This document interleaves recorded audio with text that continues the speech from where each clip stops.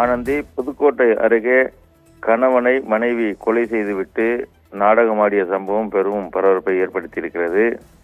அதாவது புதுக்கோட்டை மாவட்டம் நச்சாந்துப்பட்டி அருகே உள்ள மல்லாங்குடி கிராமத்தை சேர்ந்தவர் பழனிவேல், இவரது மனைவி மகாலட்சுமி.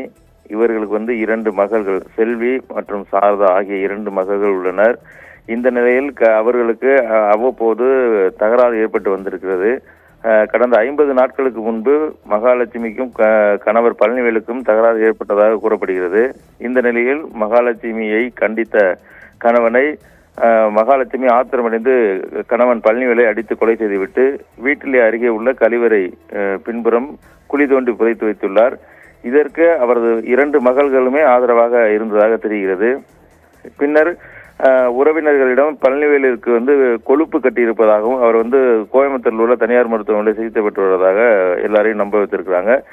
நீண்ட நாட்களாக அந்த பழனிவேல் எந்த ஒரு தகவலும் அவர் எங்கிருக்கிறார் என்ற தகவலும் தெரியாத நிலையில் பழனிவேல் சகோதரி நமனசத்திரம் காவல் நிலையத்தில் புகார் கொடுக்குறாங்க.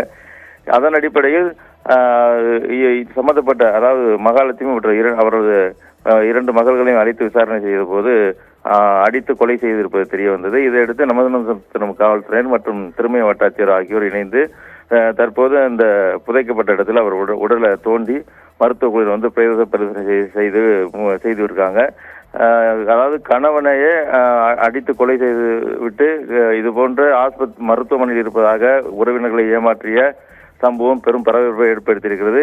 குறிப்பாக 2 மகள்களும் அதாவது 2 மகள்களும் சேர்ந்து இந்த செயலை செய்தது அந்த பகுதியில் பெரும் பரபரப்பை ஏற்படுத்தியிருக்கிறது. ஆனந்தி, தகவல்களுக்கு நன்றி காமராஜ்.